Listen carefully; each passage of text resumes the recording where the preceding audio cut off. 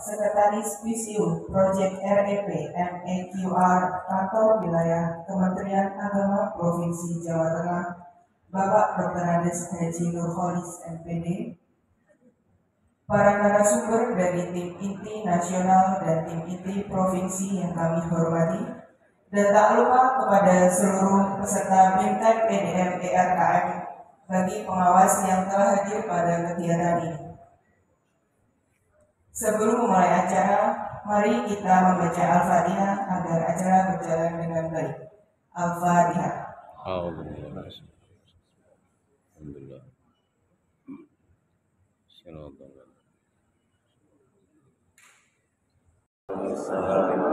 Bismillahirrahmanirrahim. Alhamdulillahirabbil alamin. Wassalatu wassalamu ala asyrofil anbiya'i wal mursalin sayyidina wa maulana Muhammadin wa ala alihi wa sahbihi ajma'in. Amma ba'du. Yang terhormat para aktor wilayah dan agama Provinsi Jawa Tengah yang dalam hal ini diwakili oleh Bapak Kabid Pendidikan Madrasah, yang kami hormati para narasumber kegiatan BIMTEK PDM bagi pengawas, yang kami hormati Bapak Ibu peserta BIMTEK dan hadir para pengawas pendidikan madrasah dan admin PDM di Kabupaten Kota yang tergabung dalam rombongan belajar 7 sampai dengan 12. Pertama-tama marilah kita senantiasa untuk memanjatkan puji syukur kepada Allah SWT atas segala limpahan karunia. Assalamualaikum warahmatullahi wabarakatuh. Waalaikumsalam warahmatullahi wabarakatuh. Alhamdulillahirabbil alamin wa bihi nasta'in wa ala kulli wajhin. Allahumma shalli ala sayyidina Muhammad wa ala sayyidina Muhammad. Rabbi shrah li sadri wa yassir li amri wa hlul lisani yafqahu qawli. Yang sangat-sangat saya banggakan sahabat-sahabat kami, ada tim inti pusat, isi tim, ada juga tim inti provinsi. Tidak lupa sahabat-sahabat kami seluruh pengawas se-Jawa Tengah yang hadir pada malam hari ini. Semoga kita semua dalam keadaan sehat walafiat. Amin. Alhamdulillah pada malam hari ini mungkin kita pertemuan terakhir dengan pengawas itu di Karanganyar ya. Setelah itu ya sampai akhir tahun baru ketemu lagi. Alfialal. Ya bejo jenengan karena bejo saya juga, karena yang angkatan pertama kemarin saya tidak bisa bertemu dengan sahabat-sahabat pengawas. Dan kebetulan pada hari yang sama ada acara di Jakarta.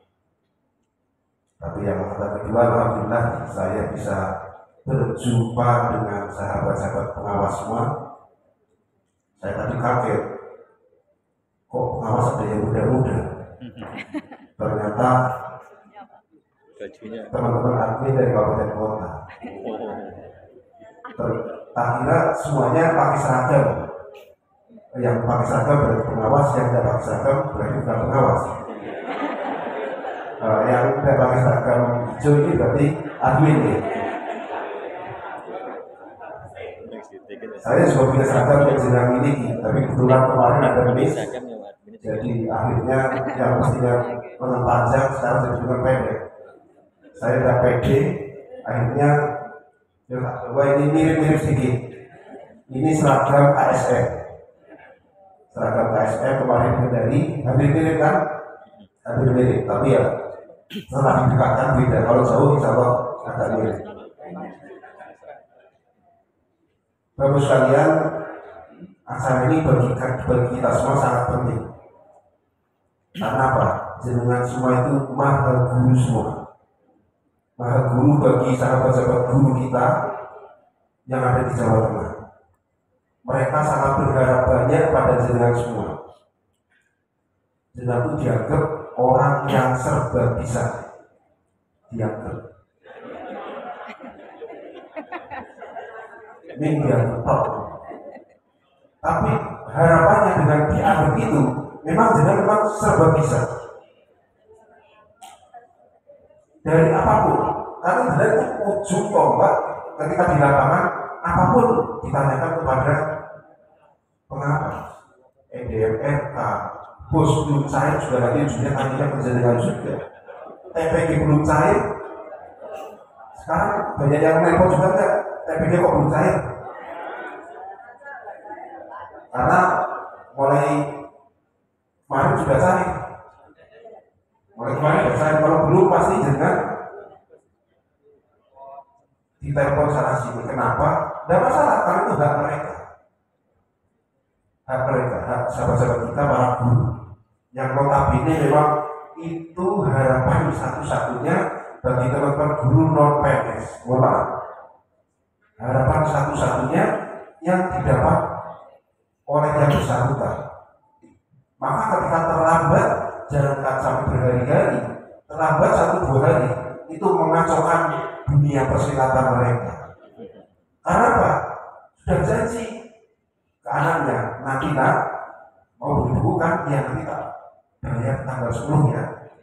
Ternyata di tanggal 10 tidak cair. Nanti kan loh, abah ini gimana? Guru kok janjinya bohong. Padahal masalahnya bukan di Pak Guru, masalahnya ada di kita karena kita belum bayar.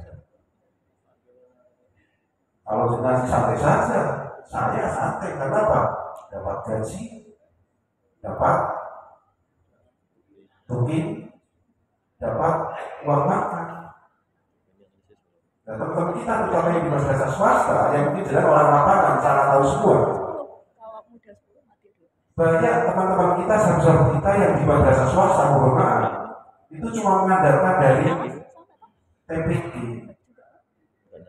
Karena apa? Banyak madrasahnya yang sudah tidak memberikan honor. Di tempat jenazah gimana? Honornya masih dibayarkan bulanannya? Masih? Dari mana yang masih? Akan untuk ditiru yang lain? Madrasah mana mas? Yang masih membayarkan honornya? Ada beberapa memang yayasan yang masih memberikan honor bulanan. Masih ada. Masih ada. Tapi mayoritas tidak membayar. Karena seolah ketika sudah dapat TPG, dia sudah dibayar wajar.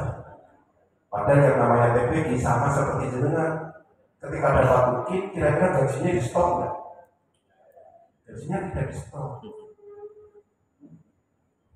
Nah ini menjadi PR besar bagi kita semua, apalagi tugas kita di lapangan. Tugas guru itu berat. Dan sampai sudah tugasnya berat masih dibebani dan lain. Yang saat ini persoalan itu menjadi PR yang paling berat bagi kita semua. Kalau untuk madrasah negeri, insya Allah tidak ada masalah. Guru baik negeri swasta di madrasah negeri, insya Allah tidak ada masalah. Tapi guru swasta di madrasah swasta masih banyak persoalan.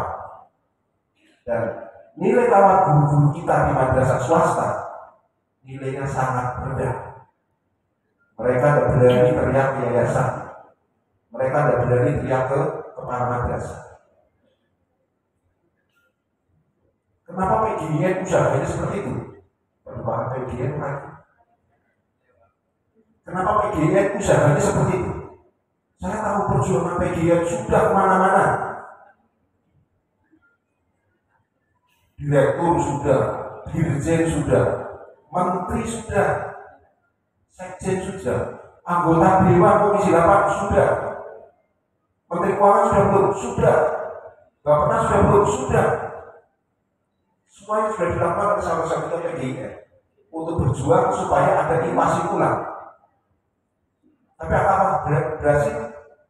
Belum. Kenapa mereka berjuang untuk? Karena apa? Harapannya cuma dari TPG itu. Harapannya cuma dari TPG. Mereka pengen juga sedikit ada kenaikan kesejahteraan. 2011 sampai sekarang pendapatannya masih sama. Kalau yang 2,5 ya 2,5. Kalau yang 2,7 ya 2,7 sampai sekarang. Sementara yang PNS ketika sudah 11 tahun, kira-kira sudah naik berapa kali kalau 11 tahun? minimal 3 kali. Minimal 3 kali. Ini kenapa kok sahabat-sahabat kita PGN berjuangnya benar-benar. Saya pernah sampai mendampingi. Ada yang dengar Bang? Saya pernah mendampingi teman-teman PGN menghadap langsung Gus Weh. Di situ juga ada anggota Dewan, Bu Sirmula. Waktu ada acara di rumah. Ketua PGN langsung di depan Gus Weh. Dan Gus Weh menjawab apa? Apa yang jenengan inginkan sudah kami perjuangkan. Silakan tanya ke Ibu Dewan, Bu Bulan. Tapi persoalannya satu. Persoalannya alokasi anggaran kita masih jauh dari angka partisipasi kasar kita terhadap pendidikan. Angka APK kita itu 17%. Tapi anggaran yang dapat hanya 11%. Sehingga banyak anggaran-anggaran yang belum terpenuhi. Andai saja anggaran kita 17%, insya Allah semua persoalan yang ada di lembaga kita clear. Nah, persoalannya kebijakan yang lain menganggap agama itu bukan bagian dari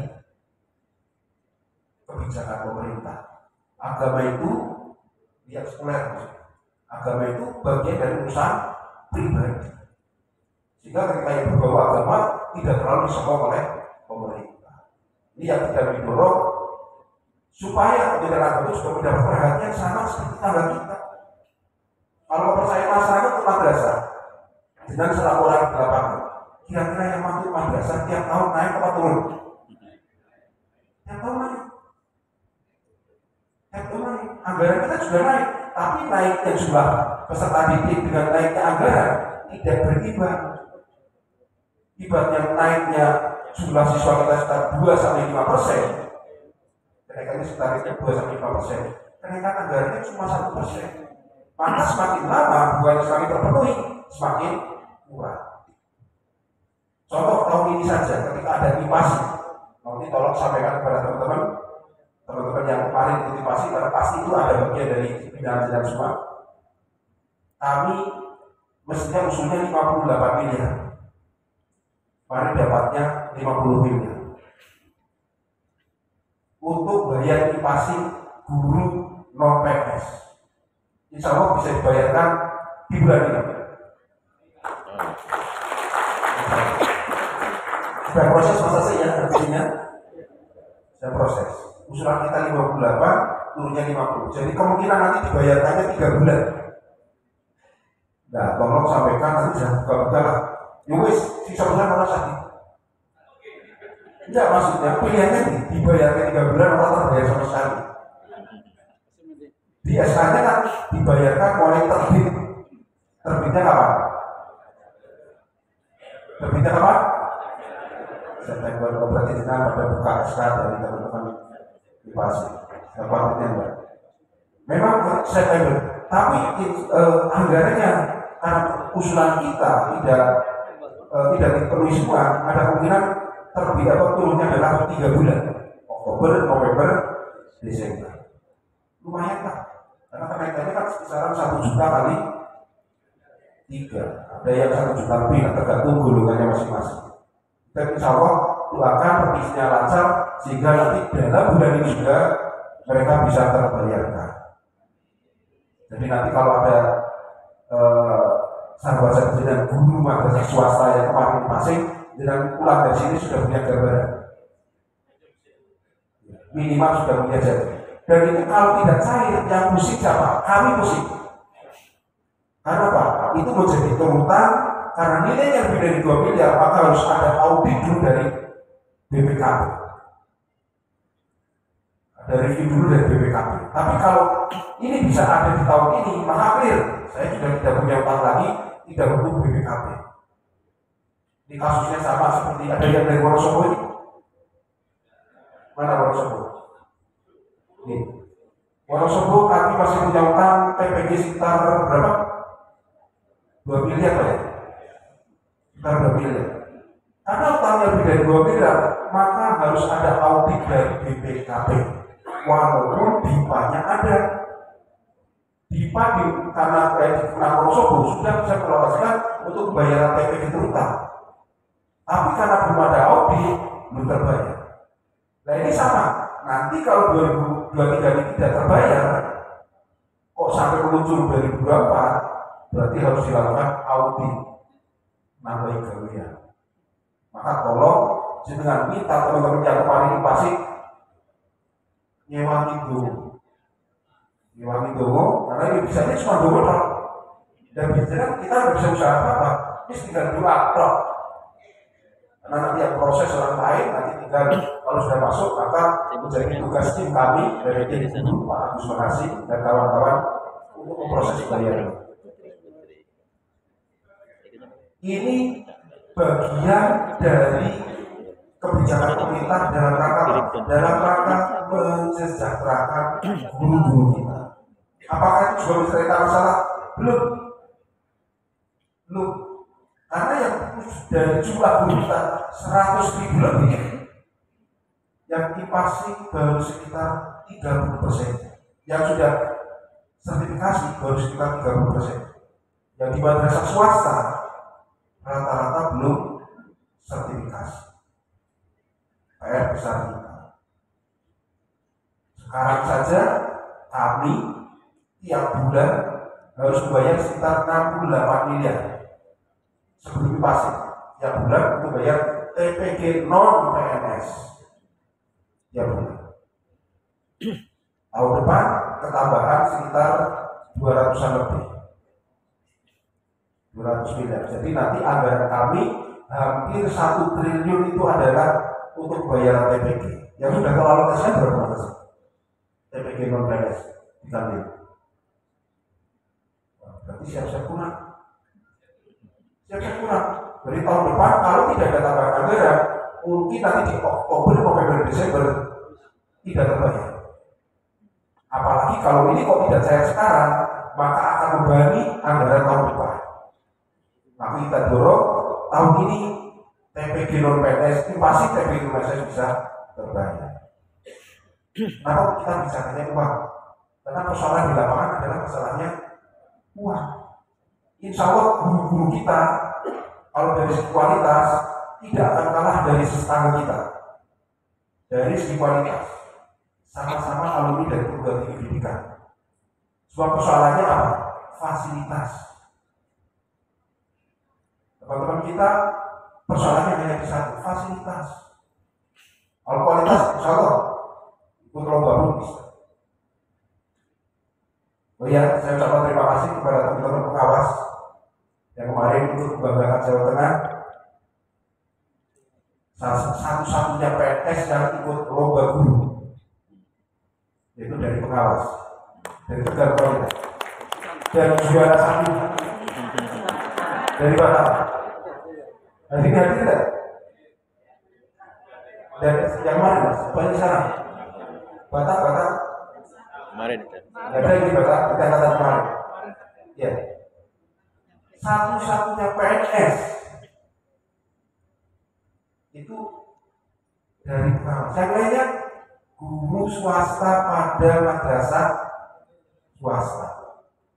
Nah ini tugas dengan juga untuk bisa memotivasi sahabat-sahabat kita guru-guru, terutama di madrasah negeri yang kita akui misalnya sudah datang satu madrasah kan butuh transportasi. Tapi kalau dengan media sosial, jadi bisa ketemu dimanapun, bisa menerima informasi apapun. Maka efektifkan peran aplikasi yang ada. Peran medsos harus dimanfaatkan segi positifnya, bukan hanya untuk melihat TikTok. Kalau perlu, jangan juga bukan hanya orang yang konsumen, tapi produsen. Saya sering melihat itu TikTok di Pekalongan, ada guru swasta di Pekalongan. Pekalongan ada di sini. Ada di Pekalongan? Ya. Itu ada guru yang kreatif. Dia cara kasihkan seperti dulu. Sama pelajaran sebenarnya sudah dilakukan oleh guru yang lain. Tapi karena dia direkam, diunggah di TikTok, akhirnya yang menikmati banyak orang. Dan itu kalau viral, yang mudah juga dapat poin. Betul, ya itu itu kreatif dia. Karena anak kita kadang hafalan itu kalau dengan jujur tanpa lagu sulit hafalnya. Ya seperti zaman dulu kan untuk nadoman itu dengan nada-nada sama itu yang dilakukan oleh Lutfi Abdali kalau misalnya itu bikin dan itu ada nilai tambah. Jangan TikTok itu malah yang artis, yang politik. Oke, terkait politik ini sudah tahu politik, bulan politik yang sangat detik. Yuk detik dalam artian kita selaku PNS, ini PNS COVID, kita selalu PNS harus hati-hati. Posisi kita net, maka ketika kita berfoto hati-hati. Ya. Jadi nanti ketika bisa foto bareng-bareng, oh Jumati, maka aku punya contoh di repot ini. Saya pas nanti contoh, maka jari satu ada yang foto, atau saya ngasih contoh tidak boleh melakukan jari dua, ada yang foto nanti dikira mengkampanyekan foto. Maka jelas sudah harus hati-hati. Karena apa? Tadi di TikTok itu potongan berita yang waktunya cuma sekitar 15 detik sampai 30 detik. Apa yang saya sampaikan ini mungkin setengah jam, tapi nanti yang diambil setengah detik, sesuatu yang mirip bisa jadi viral. Bisa jadi viral.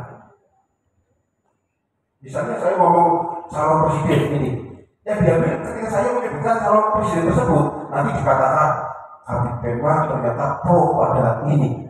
Buktinya mana? Itu ada butuh apa? Potongan dari pidato. Sama. Jadi nanti ketika melakukan pembinaan, terus ada yang rekam, terus diambil 30 detik. Apa yang dengan aslinya itu bagian dari guyonan, bagian dari bercandaan jenengan, tapi yang diambil itu seolah itu yang dengan sampaikan. Dan orang Indonesia modelnya ketika ada klarifikasi kadang kalah sama berita awal. Kalah sama berita awal.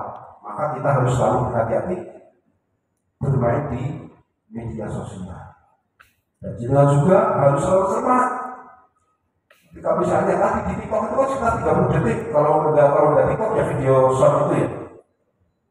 Pastikan berita itu tentang kebenaran. Tentang apa? Dan lihatnya di mana? Lihatnya di video utuhnya. Salah satunya, cek video utuhnya. Benar-benar yang disampaikan. Pasti biasanya itu adalah hoax. Tapi perlu berbagi ketahui, hoax paling banyak kira-kira hoax tentang apa? Kira-kira pada medsos. Hoax paling banyak itu tentang apa? Kalau politik salah. Hoax paling banyak itu tentang obat-obatan. Hoax paling banyak itu bukan tentang politik, tapi tentang obat-obatan. Jadi promosi obat-obatan baik lewat apapun ada itu pada TikTok, itu kadang ada obat yang menjamin kesembuhan, atau yang untuk laki-laki menjadi perkasa.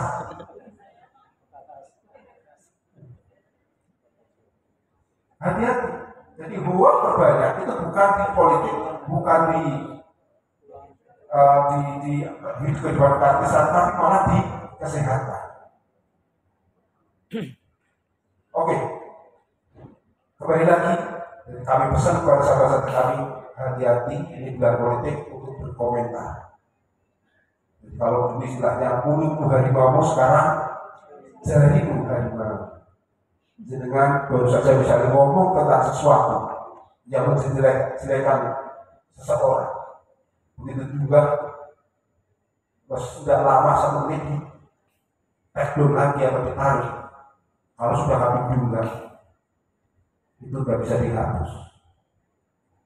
Kalau sudah juga walaupun sudah tarik lagi tidak bisa dihapus, dan itu bisa menjadi bahan untuk menjadi senjata jenengan lagi. Jadi misalnya ada yang mau dipromosikan jadi kakak berat misalnya, ternyata jejak digitalnya dengan pernah komentar mirip tentang kementerian, maka hati-hati berkomentar di media sosial. Kalau tidak tahu sama sekali lu yape menang, walaupun mungkin artinya mangkel misalnya, tapi itu yang paling baik daripada dengan komentar salah malah jadi masalah. Dan kita sebagai aparatur sipil negara harus netral, tapi jangan punya hak pilih semua. Silahkan pilih sesuai hati nurani jenengan semua, sesuai dengan keyakinan jenengan, dan cukup di situ toh. Tidak boleh dengan langsung kampanye, wah karena sekarang bajunya agak hijau-hijau sedikit, maka carilah partai yang ada hijaunya. Atau karena bajunya agak jenis hijau, yang dipakai gedung hijau. Hijau macam-macam warnanya. Orang mengatakan warna itu bisa berbeda-beda. Ada yang kayak peach itu warna apa? Peach. Ya apa ada yang katakan pink, ada yang peach masa. Jadi kalau dulu jadi ini sederhana, sekarang dia lebih susah.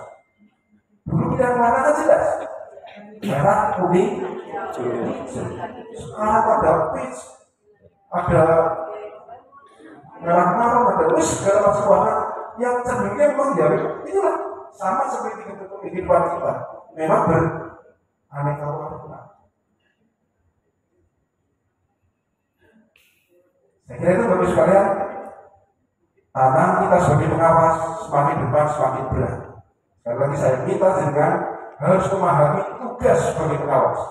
EDMRK semampu jenengan harus paham evaluasi diri mandiri dan elektronik rencana kegiatan anggaran madrasah.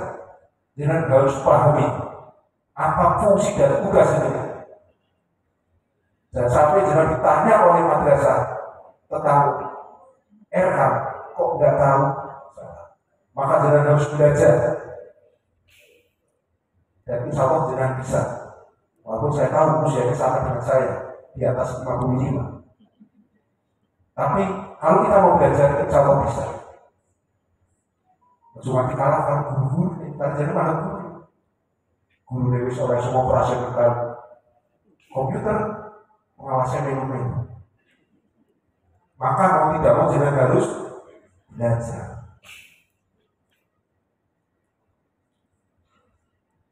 Pelajari semua aturan, posisikan jenengan pada fungsinya masing-masing. Jenengan selama ini kan kayak bos itu seolah jenengan tidak punya tanggung jawab apa-apa. Padahal di aturannya, di posisinya jelas ada peran pengawas dalam penggunaan anggaran bos. Pada bahasa bulan bos, jangan-jangan aturannya aturan lama yang dipakai terus. Jadi tiap tahun itu kadang ada perubahan. Jenengan juga harus update. Pengawas ada peran dalam penggunaan anggaran bos. DPRK masih ada PR besar. Ini teman-teman operator di kabupaten kota, ini PR besar juga. Kemarin kita masih mayoritas madrasah negeri belum isi EDPRK. Persoalannya di mana? Apa karena mereka tidak usah isi EDPRK pasti dapat anggaran karena dibayar sendiri, atau kesulitan kami isi? Ini perlu didorong. Tolong nanti kami diberi masukan apa yang harus kami lakukan supaya nanti bisa negeri juga ikut berpartisipasi dalam pengisian EDPRK. Saya berharap aplikasi ini walaupun tahun depan proyek ini selesai, aplikasi ini sangat dibutuhkan oleh seluruh lembaga. Ada satu aplikasi yang sudah bertahan lebih dari 20 tahun. EMIS pertama dijalankan tahun 1998. Sampai sekarang boleh siswanya angin, boleh gurunya jadi angin. Sehingga tantangan kita bukan hanya peningkatan kuantitas di madrasah swasta masih belum didorong. Maka program sahabat madrasah tolong juga difasilitasi oleh para pengawas supaya maju bareng. Orang ini madrasah negeri loh. Kalau madrasah negeri insya Allah sudah autopilot. Tapi yang madrasah swasta perlu didorong juga. Kualitasnya maupun kuantitas. Masih siap? Siap untuk mendorong madrasah swasta untuk setara dengan madrasah negeri. Satu dua sudah ada yang setara, tapi yang lain 90% lebih tidak setara. Kita punya benar itu Kudus, Imam Oke, EBS, terus di kalau di daerah Kudus ada beda, terus di Jepara ada Raudhatul Talibin. Itu sudah banyak yang besar-besar, tapi yang kecil lebih banyak lagi. Lembaga kita ada 11.780. Dari 11.780 hanya 308 yang negeri. Sisanya dari 11.400 itu adalah madrasah swasta. Yang notabene itu murni perhatian masyarakat terhadap lembaga pendidikan. Maka tugas kita semua adalah mengawal mereka supaya mereka setara dengan madrasah. Insya Allah madrasah negeri yang kemarin agak ketinggalan sudah mulai kita dorong. Saya ada di Boyolali. Boyolali angkatan pertama ya. Boyolali paling kaya Aliyah itu 4 Boyolali berhari. Yang lainnya insya Allah untuk Aliyah sudah mulai sehat. Saya dulu khawatir dengan Matiga Sragen, ada dari Sragen juga. Matiga Sragen dulu banyak orang yang tidak memandang sholat mata. Sekolahnya sudah kaya mau. Alhamdulillah setelah kita bangun SBC 2 tahun, sekarang animo masyarakat sudah mulai tinggi. Man Prabanan, Man 3 Prabanan, Klaten, ada dari Klaten. Itu juga sama. Setelah didatangi kepala madrasah yang berkompeten, perkembangannya sangat baik. Peran kepala madrasah untuk meningkatkan lembaga pendidikan terutama negeri sangat berpengaruh. Tidak bisa autopilot.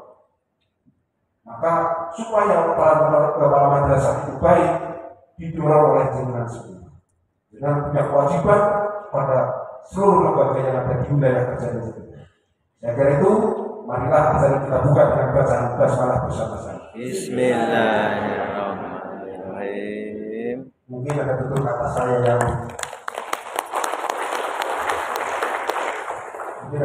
saya yang ceplas-ceplos, yang mohon maaf sebesar-besarnya. Ciri khas orang Barat, saya bilang orang Barat, sebulan Baratnya Barat Turki. Barat itu dari daerah Barat, daerah Brebes, tapi Brebesnya Brebes Kidul, turunan Kidul. Jadi kalau ngomong ceplas-ceplos, saya mohon maaf yang sebesar-besarnya. Insya Allah tidak ada satupun yang menyinggung dengan semua. Semua demi kebaikan kita bersama. Ayo bareng-bareng kita besarkan madrasah. Jadikan anak kita menjadi anak-anak yang solihah yang berprestasi. Utamanya adalah solihah yang berprestasi. Karena itu yang sangat diharapkan orang tua yang menyalahkan anaknya di madrasah. Harapan mereka dulu yang masuk di madrasah itu rata-rata prosentasenya perempuan yang besar. Karena seolah dulu yang belajar agama itu adalah yang perempuan. Tapi sekarang mulai bergeser. Banyak madrasah kita yang jumlah peserta laki-laki dan perempuannya sudah mulai berimbang. Artinya apa? Bahwa orang tua sekarang juga membutuhkan malah mendorong anak-anaknya yang laki-laki untuk juga mendapat ilmu agama yang cukup. Adanya di mana? Adanya di madrasah. Ini kelebihan kita dibanding tetangga kita. Kita untuk mata pelajaran agama lebih dari 10 JPR. Sementara di tempat lain tidak menjadi. Maka tugas kita adalah mengawal terus. Demikian, Assalamualaikum warahmatullahi wabarakatuh.